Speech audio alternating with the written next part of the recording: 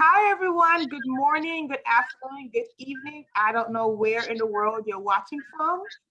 So welcome to another episode of JamTalk. JamTalk is a 30-minute conversation that I have every week with Jamaicans across the diaspora who are doing work in and out of Jamaica for the betterment of Jamaicans at home and abroad. Today, first, I'm Rachel Dolstein, forgot to introduce myself. I'm Rachel Dolstein, and I'm the chair of the Jamaica Diaspora Worldwide Organization Task Force, otherwise known as JDWAT. We're going to say JDWAT during the conversation today because it's just too much to say all those words over and over and over again. So let's be JDWAT for today. I am excited to have with me today Dr. Roy Streete. And I actually met Dr. Roy by phone a couple years ago when I was trying to put together medical missions.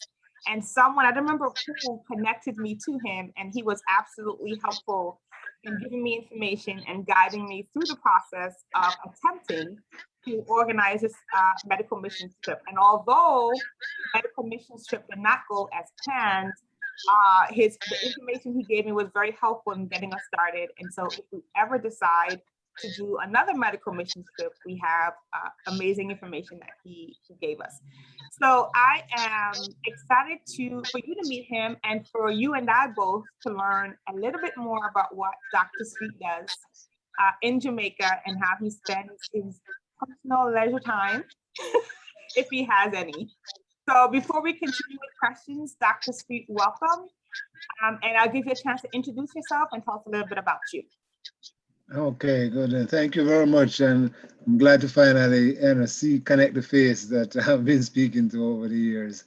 Yes, I'm Roy Streete.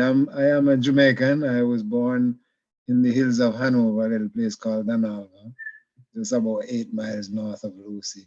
And I usually tell folks, people don't know Jamaica. Everybody knows Montego Bay and Negril. So I usually say that I'm between Negril and Montego Bay up in the mountains.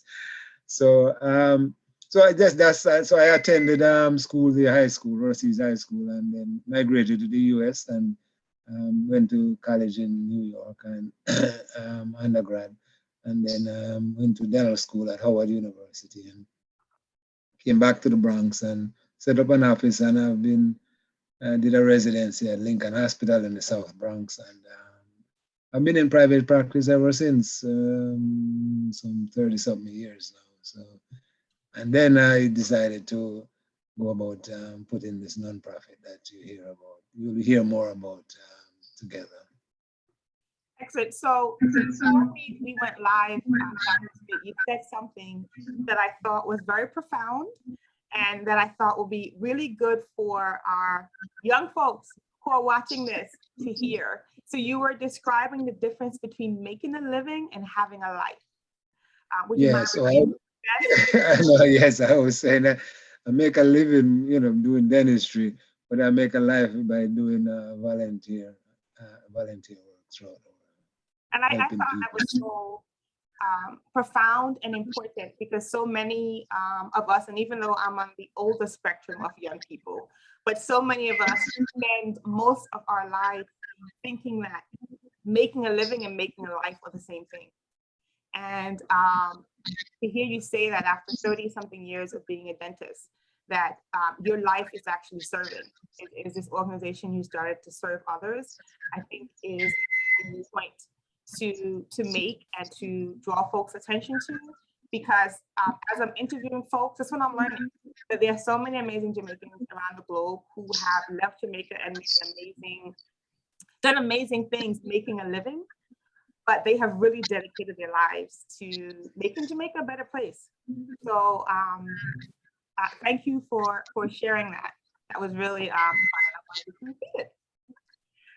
So tell us a little bit about the Organization for International Development, because that's the organization that you started to help you in making a life. So can you tell us a little bit about the organization and why you started it? Well, back in 1990, this is something that I've always wanted to do, to give back to my country. And I found that era, since this is my field, the health field, I decided back in 1990 that, I should start doing something, realize my dream and give back to my country. So I got together with just some of my colleagues in dentistry, actually. I went back to my community because, they have a little saying that, the preacher christens his child first, so in a colloquial language, person christen his picnic first, So I went back to my old primary school, which is called Montana Primary School, and also to the clinic, in the main clinic in the Hanover here, Lucy Clinic, in the hospital. And so we did quite a bit of preventive dentistry and curative dentistry for the population, both children and adults.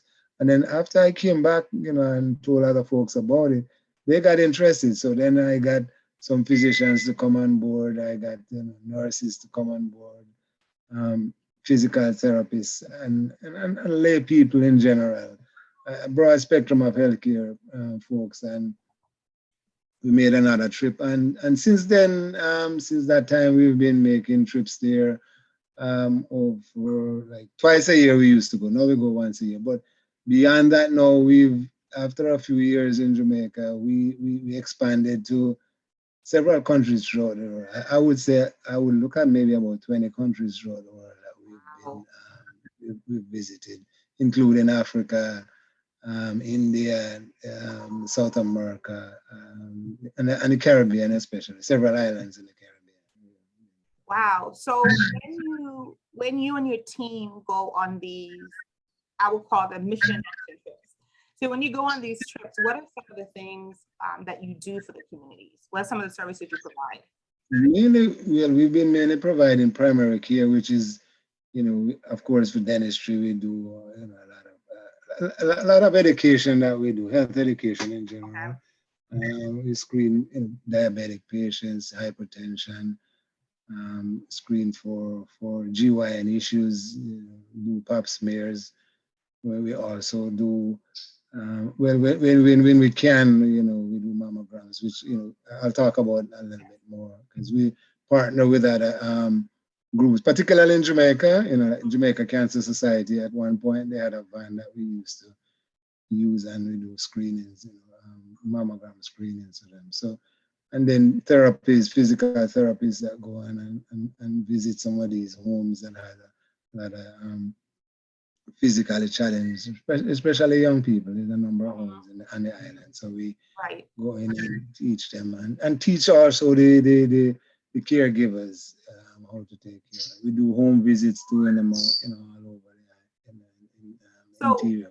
What's the length of time? So when you go on these mission and action trips, what's the length of time that you and your team normally stay in any particular country? Jamaica is 1 week. When we go to Africa, it's 2 weeks because it takes a week to get there. Yeah. No, but particularly when we travel to even really the African countries, we kind of make it interesting, because we work for a week, then we take a few days and we tour. For example, our last mission to Zambia, we went to the Victoria Falls, we went to South Africa, where we visited the Apartheid Museum, Soweto, and so forth. So that's, and Jamaica too, we have a little fun too, because we go rafting or, so, we kind of mix it up. So it's not just our work. There's an old saying that all work and no play make. Right. Actually, both Jack and Jill dull people. They say Jack a dull boy, but yeah. I'm open. It's Jack and Jill too. Jack a dull boy and Jill a dull girl. Yeah. Yes. And I mean, that's really true, because I know we haven't done a mission action trip, but I mean, a medical mission action trip, but I know we travel with volunteers from all walks of life. And for some of them, this is the first time. When we go to Jamaica, this is the first time they've seen the level of poverty or the level of lack of medical care or how people live, etc. And it can really take an emotional toll. Like, we've had volunteers who've cried. We've had volunteers who really need to take a moment because of what they see and observe. So I think that whole idea of the balance that yes, we come to work, but the opportunity to not just see the country, but give folks some downtime to really process not just the work they've done and rest, but process what they've seen, what they've heard from folks, because it can be a lot.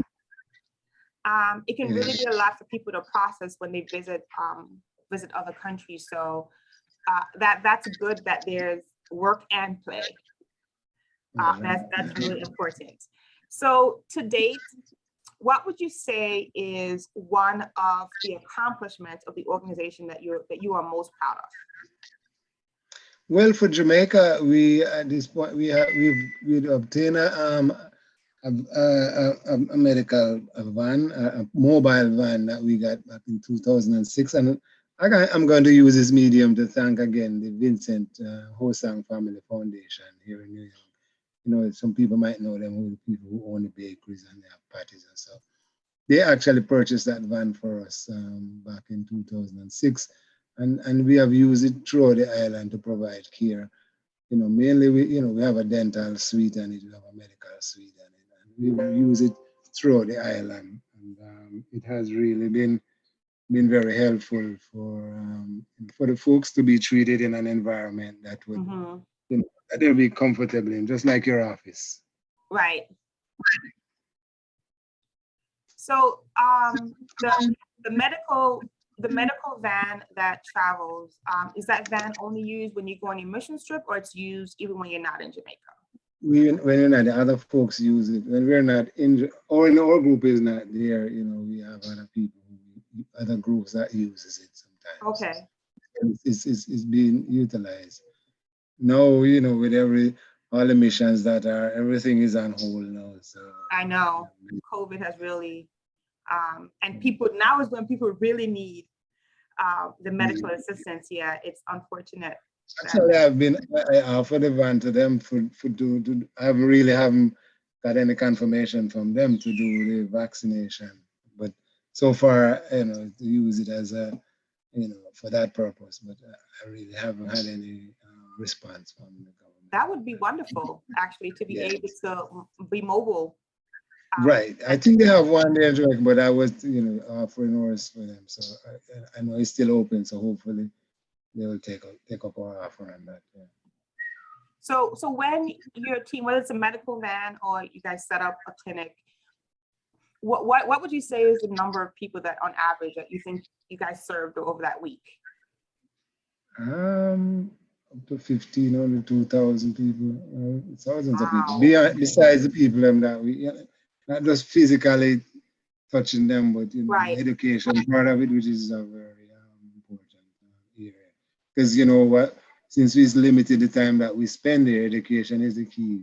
Yes, absolutely. And you know, one of the things I must say, because you know, you get critics and missions that, oh, you guys just come in and you're in and out. But when you look at it, you see what happened with people. They don't come out to they don't normally go and get physicals. Like here in the States, you know, people do their checkup. And I mean, if you're up in the mountains, you're not going to a clinic to stay all day to go get a physical. You only go to these places when you get sick, you know? Yeah. And then it is too late. So our missions on a whole, I think, is important because people do come out. Actually, you go to the people. Let's put it that way.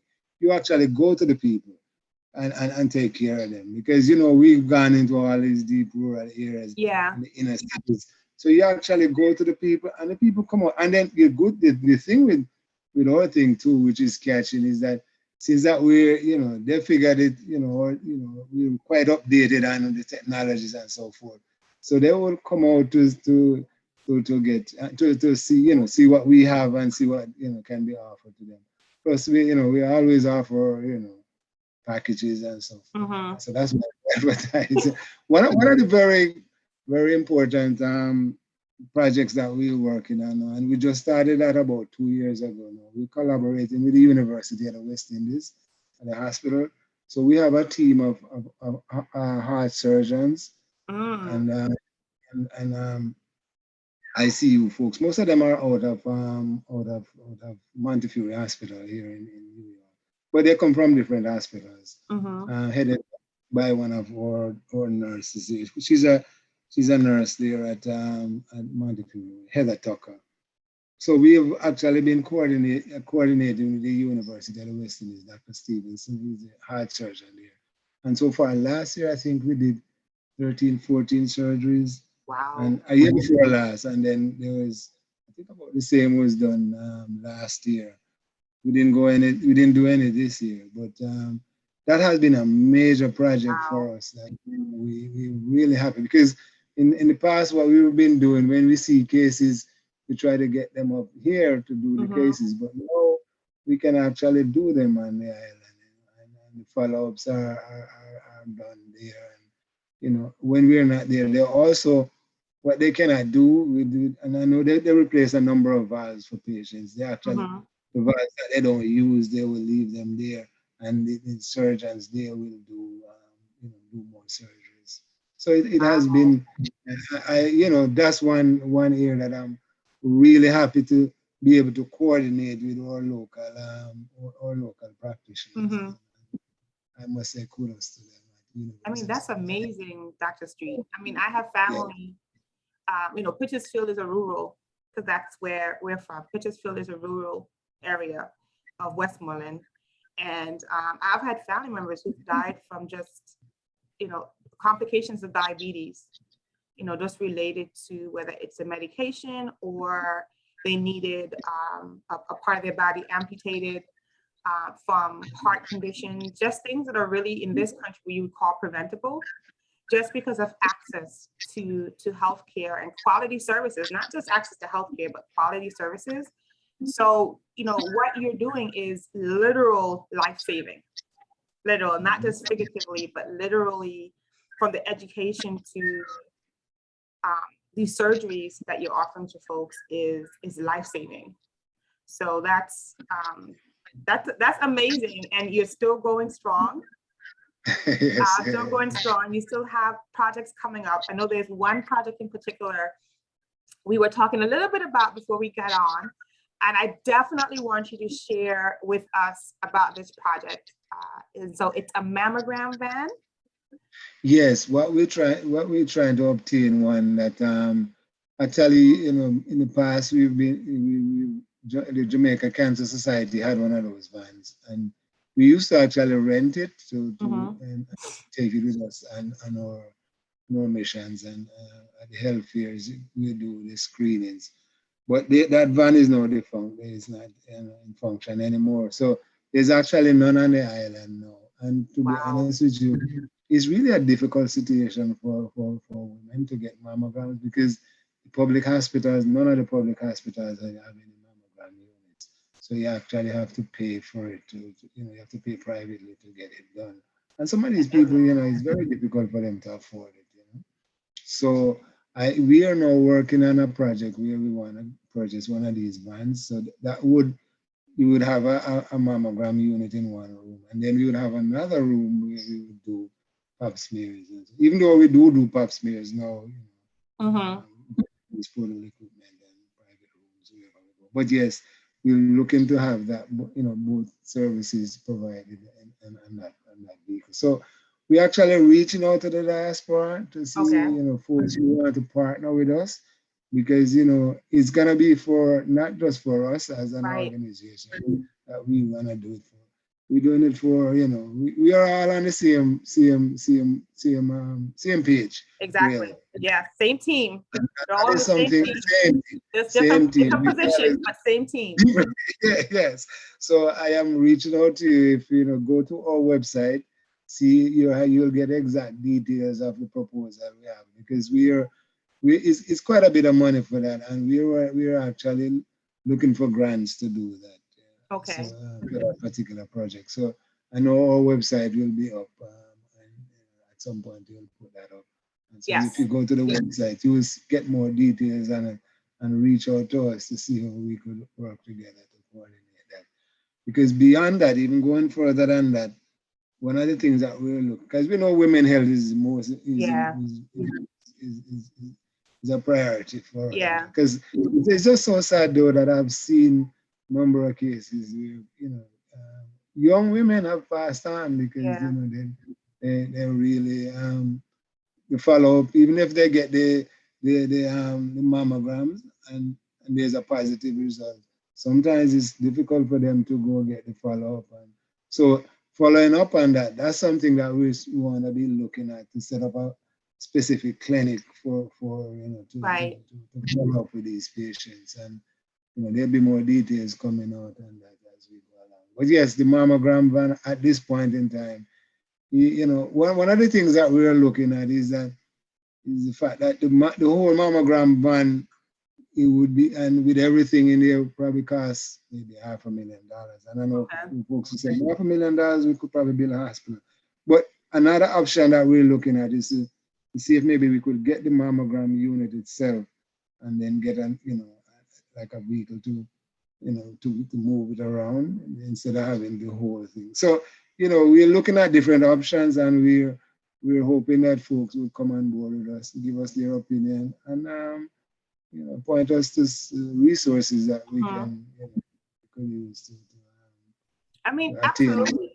And I think, $500,000, people will look at it like, oh my goodness, but honestly, $500,000 for something like this in the nonprofit world is not what you would call a lot of money. Like it's really a reasonable cost for this. And I think the difference between, for those who would say, well, you could build a hospital is stationary, and you'd still have women who cannot get to this hospital. So a mobile unit allows you to get across the island, right? It's not just, you're not just going to be one face, but you're servicing so many more women that may not be able to get to a hospital in a particular parish.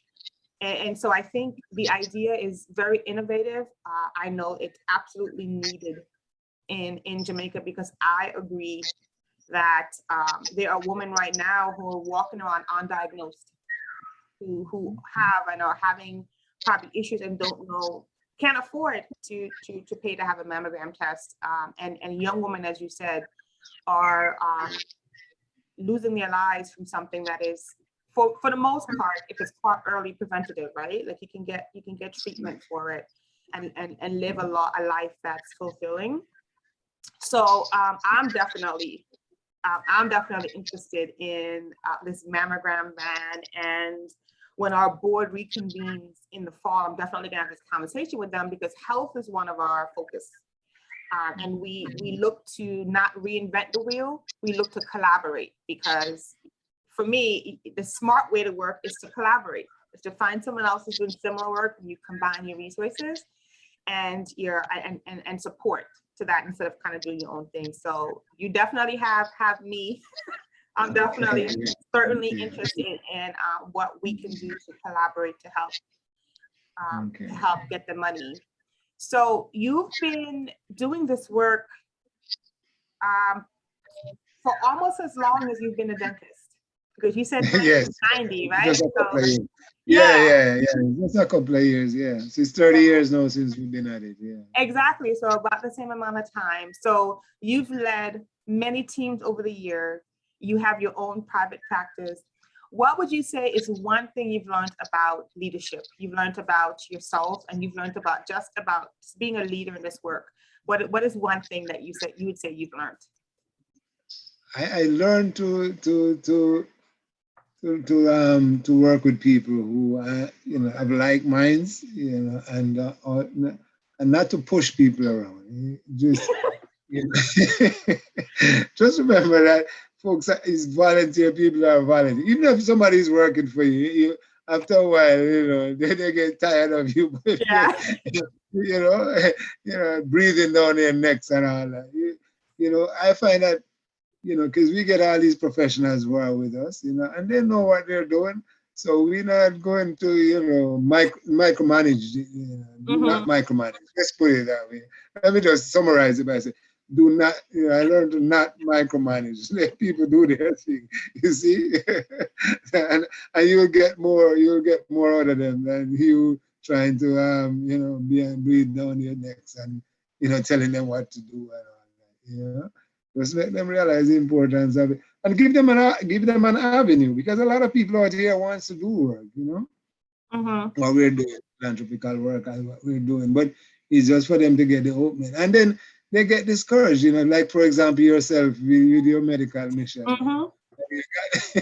I mean, for me personally too, you know, I have to tell you that, I mean, the first year I went down and it took me like several days to get my stuff, but I stuck with it, you know, and I says, nah, I see where the people need the help, you know, and these officials who are creating these roadblocks, they're be gone, and then the people are still looking at you to help them, you know. So I see that over the years, and so I don't get discouraged when, you know, I just lay back and Mm-hmm. I make things flow, because at the end of the day, it works out, yeah. Yeah.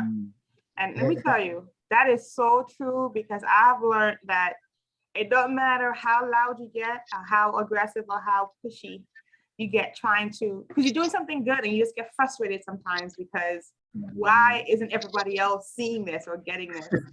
Right. But I've definitely learned that energy is really better spent in taking your time, being patient, and then helping to build people. So helping to really educate people and help people find their place in the movement and whatever you're doing. Because you're right, most of the time, these people really want to help.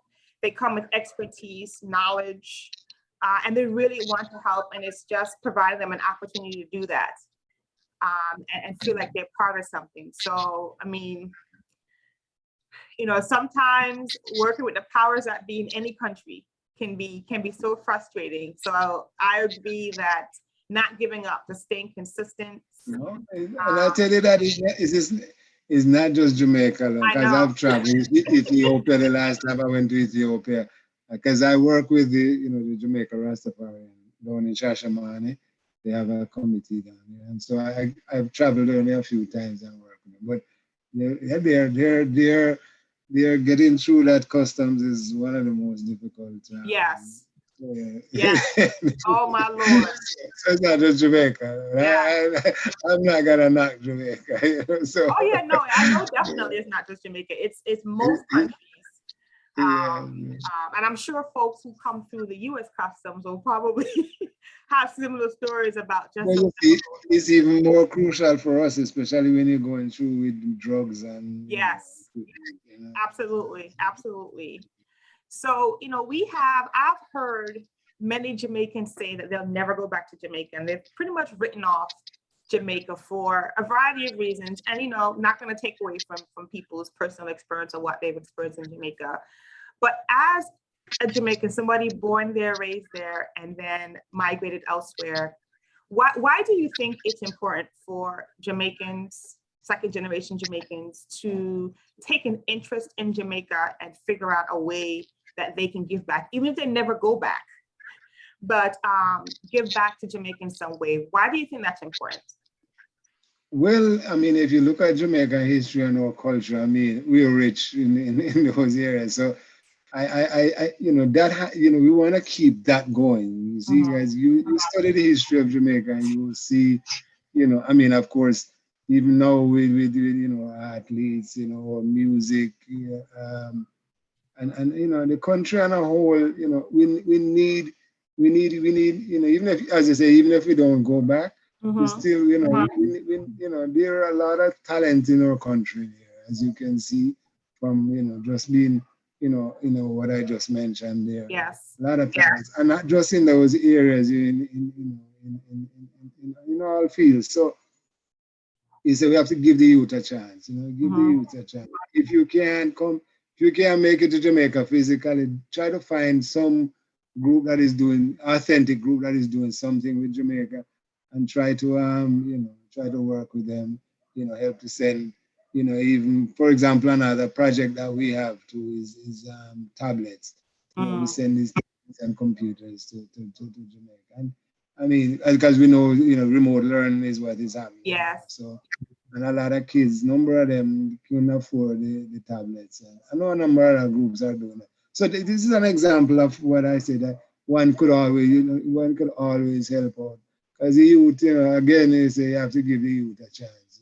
You don't know what they're gonna turn out to be. But Absolutely. yeah, we have to we gotta keep that tradition going, you know. Yes. From Marcus Garvey down, you know, to you know, to what we have now with our athletes and all that. But yes, we have a lot of talents in the country, and we have to Yeah, try and develop, continue to develop. absolutely. And we have a lot of talent for the diaspora too. And so even if you can't go to Jamaica, I always tell folks, what is a skill you have? Even your network. There are folks who may be in certain positions in certain organizations or companies of influence where they may not have an interest in traveling to Jamaica, but they can rally their network to donate. They can rally their network for in-kind donations, for in-kind services. So there's so many ways as Jamaicans. I think it's a blessing to have the opportunity to leave Jamaica and be educated elsewhere and have the opportunity that so many young people, as you said, in Jamaica may not have at this moment. And so for me, I was born in Jamaica, my family's still very Jamaican, but for me, it's always been my desire to give back in some way. I was fortunate to be educated here, got a good education, a good career. And so for me, it's almost mandatory. I feel for me, it's mandatory that I've been blessed, and it's only right that in some way, shape, or form, I give back to the land where I was born. I mean, for me, there's no better place to be born than Jamaica than to be born a Jamaican. And so I am extremely proud to be Jamaican. And so I agree with you that the tradition. Yeah, because it's funny that one of our volunteers, because we are in real deep rural where I'm from. So one of the volunteers looked at me and said, when they were working, he said, "Dr. Streete, how did you come out of these bushes here?" But the point is, we, just like I'm saying with the kids down there, you don't know who, Yes. what a child is gonna come out to be. They just need the opportunity. Yes. That's all it is. Yes. That's all it is. Exactly. Just like we got the opportunity to. Exactly. Yeah. So I agree with that. And that's really the point of doing these interviews, is so that folks throughout the diaspora can see that there are Jamaicans born in Jamaica. This is not foreign folks doing work for Jamaica. These are actually Jamaicans born in Jamaica, raised in Jamaica, who now live foreign, who have not forgotten their roots, or who have not forgotten that Jamaica needs them, and are doing work in whatever capacity they can to make Jamaica just a better place. And I'm hoping that these interviews will inspire folks who are watching to join an organization or become a part of your organization or any of the other organizations I interview, and lend their support. Because you don't have to necessarily join. It's funny that I always give these little jokes about it. You don't necessarily have to join. A friend of mine said that I don't join anything. Anything join will break off. So you don't necessarily have to join. you can make a contribution. Because some people just don't want to. They don't want to get involved in all of these stuff. So if you don't want to do that, well, at least contribute. But don't sit back and criticize. Right. If you're not part of the solution, then you're part of the problem. Yep. Jamaicans have an answer for everything. Yes. Yeah, they have an answer for everything, boy. So if you don't want to join, you don't have to join. I tell my friends, you don't have to go, but you can cough up some funds or cough up some supplies, and I'll take them. Right. Someone else will take them. I direct you to some company, because you have a number of companies out there with the matching funds and their grants out there. Like, for example, this I'm saying again, I go back to the van. There are grants out there, but it's just that we might not have access to, or we might not know where that grant is. Right. You might know of one, that's specific, because how the grants are. They're specific for specific projects. So, absolutely. That's why we put that out. So there's lots of ways that one can help. Yeah. Yeah. Well, I definitely, I don't like writing grants, but I know grant writers. But I love to research and find grants. And the grant list that I have, which is pretty long, I'm actually going to go through it and see if there's any grants that specifically will match this. But there's also organizations, hospital medical companies that may also find this to be a worthwhile project to contribute to. as Right. well. Yes. So in addition to grants, I'm all, one of the other things is also to think like creatively, to come up with this $500,000 for this project. So like I said before, you definitely have my support. I am in. This is one area that I'm extremely passionate about: women's health. Passionate. Women's health and gender-based violence are the two for me when it comes to women that personally have impacted my family, and so unfortunately, in some cases, resulting in death.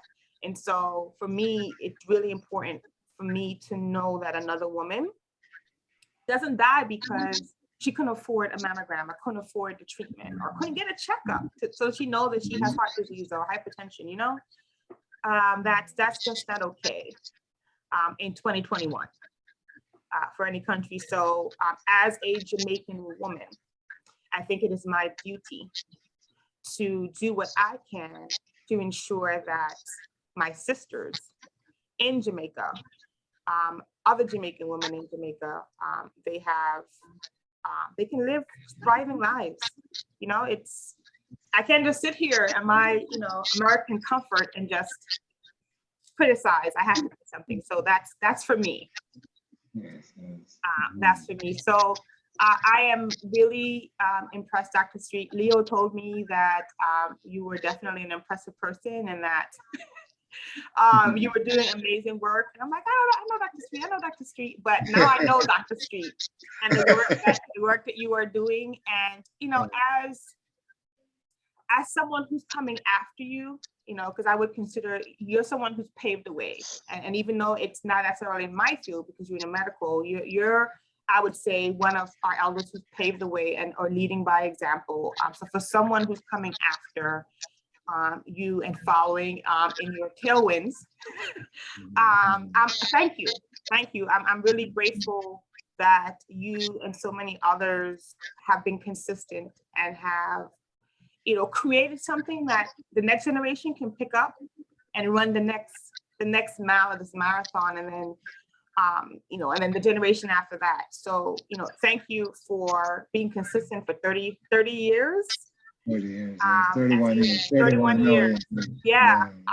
That's a long time to do work and build a career in a private practice. Like, to me, that's because normally people do one and then they're like, okay, I've been doing this for 10, 20 years. Let me go. But you've really been doing both simultaneously, making a living and making a life at the same time. Let me just, and that note too, let me just extend my thanks to all of the volunteers over the years, because we couldn't do it without them. We just have to, just thank people who have like minds and like yourself, who's coming up now. And over the years, we have had a number of young people who have come on board. And some of them have gone on to form their own organization. Some have stayed with us. So it's important, to have people who have like mind and to share the information and give people the opportunity to. Absolutely. So again, I want to just thank everybody who contributed and continue to contribute. Well, I'm sure they'll agree when I say you're welcome. You're absolutely welcome. So thank you so much, Dr. Streete, for chatting with me today.